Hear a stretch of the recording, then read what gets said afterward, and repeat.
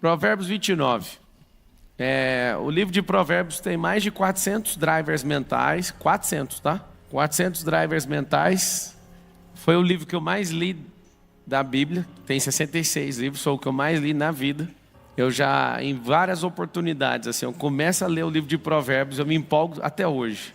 De uma forma que eu continuo lendo até terminar o livro inteiro. Do tanto que eu acho fascinante Provérbios. Não consigo achar nada em desuso. Não consigo ver um defeito nesse livro. Não consigo.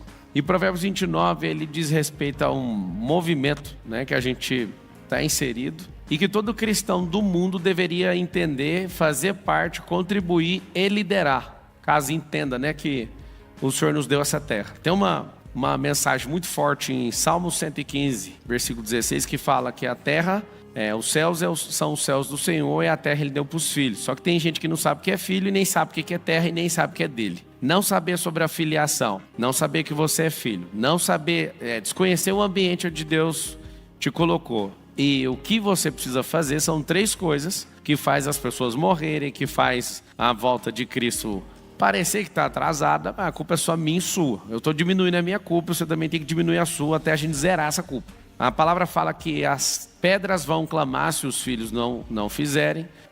Fala também que a criação geme pela manifestação de quê? Dos filhos. O problema é de filiação. O problema de filiação é consequência de problema de identidade. Nós temos uma crise de identidade absurda que as árvores não têm, os animais não têm, o rio não tem. O ser humano, que é o mais poderoso de todos, esse sim, ele entrou numa crise de identidade. Por que entrou? Porque não conhece quem é Deus, não conhece a si mesmo, não conhece o ambiente. 3 coisas precisam ser conectadas. Você precisa conhecer quem Deus é. Não precisa saber tudo sobre Ele, porque você nunca vai saber tudo sobre Ele. Essa é uma grande notícia. Eu fico tão em paz quando eu consigo parar e analisar e falar: eu nunca conhecerei a Deus como Ele é. Aí você fala: um dia vai. Não tem como você chegar no fim do infinito. Então não se preocupe com isso. Interessante é que se eu parasse de estudar hoje, de fazer qualquer coisa hoje, você levaria algumas décadas para me conhecer inteiro.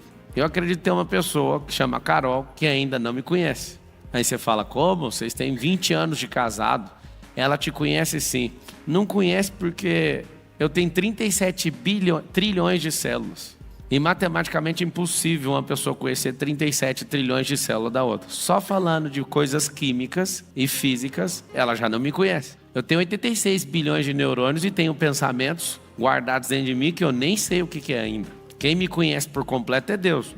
Nem eu me conheço. Imagina a minha esposa. E tudo isso que eu falei daqui 3 anos vai ser renovado por completo. Significa, quem que acha que conhece alguma coisa? Seguinte, esse Provérbios 29, para mim ele é muito marcante porque ele diz respeito ao tempo que os filhos de Deus precisam se manifestar.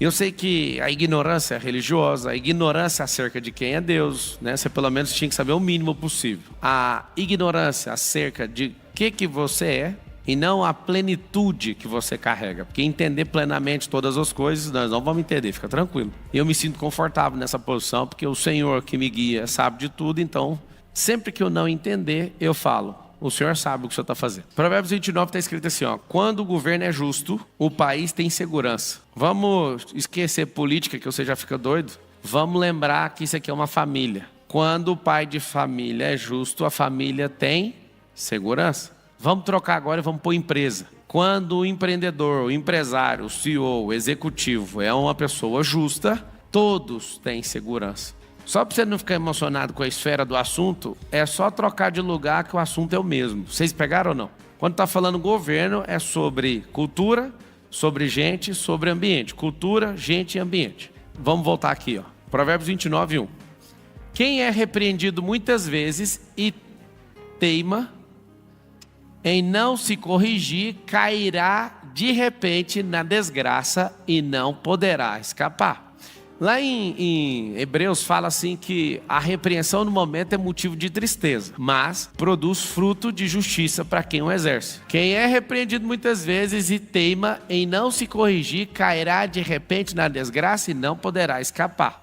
Ou seja, tem a cervical dura, cerviz dura, tem um coração duro, essa pessoa não cresce. Qual o maior segredo do crescimento. Chama-se coração ensinável. A pessoa precisa ter o coração ensinável. Significa o quê? Tratável. Às vezes essa palavra não é tão lógica para você, no seu repertório, significa tratável. Quem tem um coração tratado, ou seja, eu tomo pancada, alguém bate em mim para me corrigir, que seja emocionalmente, espiritualmente ou fisicamente, naquele momento eu sou obrigado a gostar? Não tem como. Eu não conheço uma pessoa que gosta. E a palavra não erra, porque está escrito, no momento da correção, parece algo duro demais para a pessoa. Produz o que nela? Tristeza. Interessante é que, se você quiser anotar, toda correção produz tristeza. Pode ser com o idoso, com a criança ou com o adulto. Sempre que a pessoa está sendo corrigida, o coração dela entristece. Por quê? Porque ela está sendo alertada e aquilo ali paralisa ela. Então, na senoide emocional entre alegria e tristeza, que é um estado emocional, a pessoa, quando entra nessa tristeza, ela pode escolher emburrecer ou ela pode escolher falar, eu vou corrigir, ela volta para a alegria.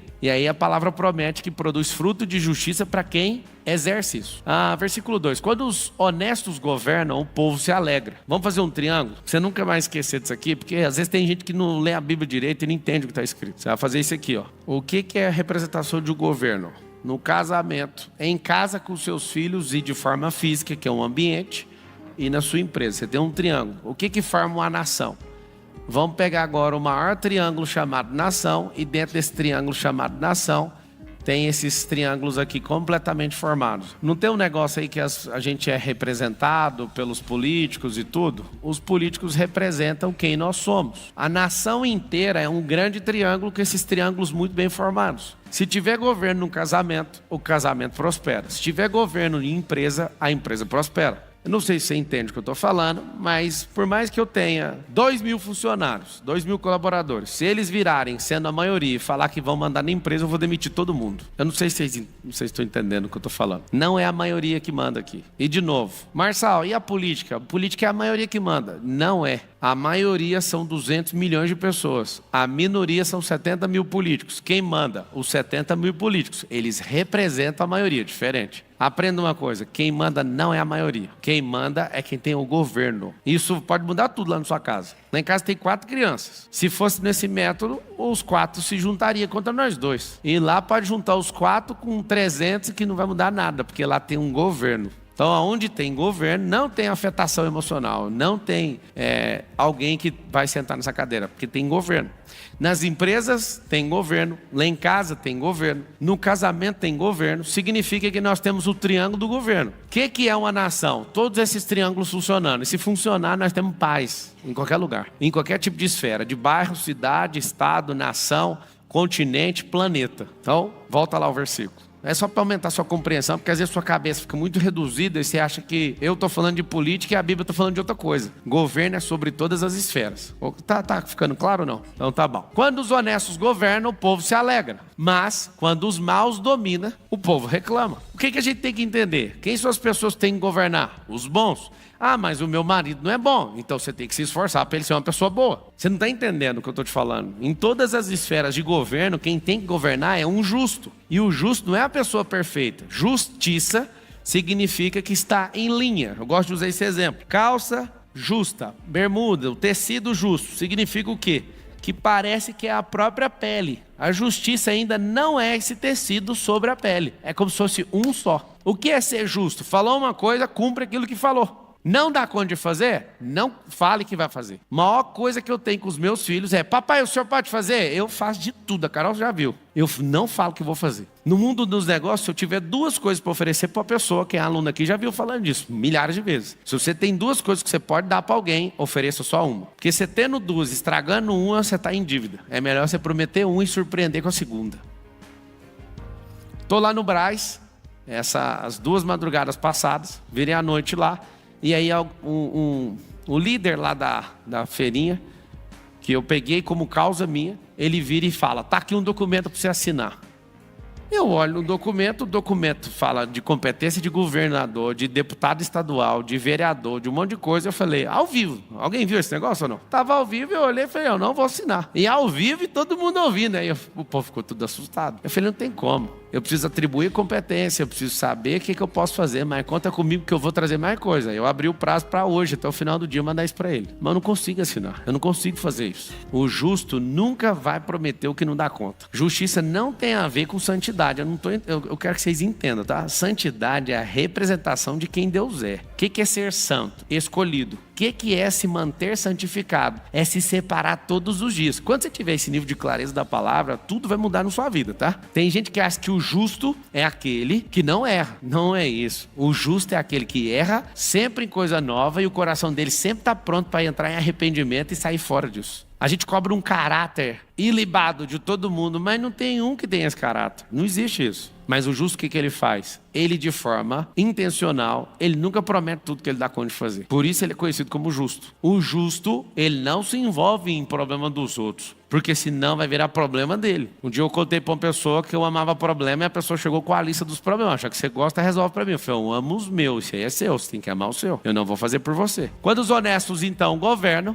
em outras versões está escrito justo, o povo se alegra. Mas quando os maus dominam, o povo reclama. Conhece um povo que é murmurento? Tem gente desonesta governando. E aí está o detalhe. Qual o problema dos honestos? Os honestos não suportam, muitas vezes, críticas. Os honestos não suportam as ladainhas. E eles têm um perfil. Os honestos e os justos, eles têm um perfil de fazer as coisas sozinhos. Por quê? Porque ele está rodeado de gente que é contra o perfil dele. Ele se esforça e ninguém entende o que ele está fazendo. O que ele faz então?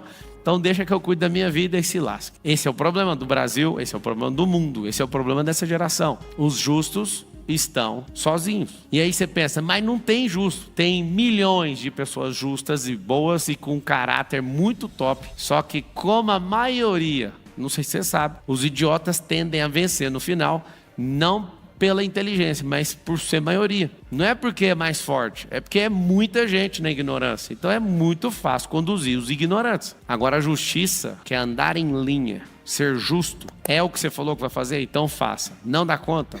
Não fale que vai fazer e acabou. O que eu mais amo é falar não para os meus filhos, é falar não para qualquer pessoa. A pessoa vem e me põe uma pressãozinha e eu falo, para cima de Boá, para cima de mim. É não. Porque o justo, você conhece ele pelas palavras que saem da boca dele. É mais não do que sim. Só que não é não para desafios, é não para o que você está propondo. Toda hora chega alguém e fala para mim, eu tenho um desafio para você. Eu falo, esse desafio não é para mim, isso é coisa sua. Eu não estou nisso. O justo, ele anda debaixo de uma palavra. O que não é justo está atrás do elogio. Se você tiver uma palavra, você fala, eu aguento qualquer pancada, porque quem me justifica é o maioral, é o justo de verdade. Quando o governo é justo, o país tem o quê? Segurança. Mas, quando o governo cobra impostos demais, a nação acaba na desgraça. Como que eu sei se a pessoa é boa na gestão? Ela sempre está cortando uma despesa e sempre está aumentando o investimento. Como eu sei quando um político é completamente fraco para tocar qualquer esfera, seja municipal, estadual ou federal? Ele está aumentando os gastos e está aumentando os impostos. Na época do Brasil Império, existiu uma loucura aqui no Brasil, porque os impostos do Brasil Império eram 20%. E as pessoas criaram um termo chamado Quinto dos Infernos. Quinto dos Infernos é uma crítica que o Brasil faz a uma coisa antiga que aconteceu no Egito, que era o Código do José. O nome do José, que você conhece como José do Egito, não é José do Egito. Vocês sabem como é que ele era chamado lá no Egito, na época dele? José, o Justo. Eu arrepiei aqui, ó. Estou arrepiado só de lembrar disso. O nome do José não era José do Egito. É a gente que tem 3 Josés na Bíblia. José de Arimateia, já fala que ele é de Arimateia. Tem o José, pai de Jesus, e tem o José, que é de Jacó. Essa é a forma que ele era conhecido, é o José de Israel. Era a forma que ele era conhecido no povo dele. A forma que ele era conhecido no Egito era José, o Justo.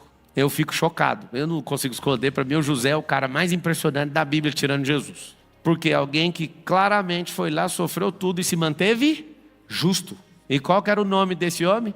Conhecido, como se fosse o sobrenome dele.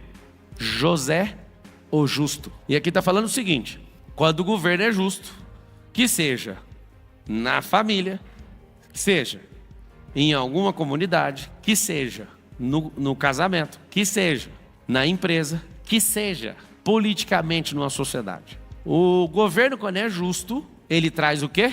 Segurança.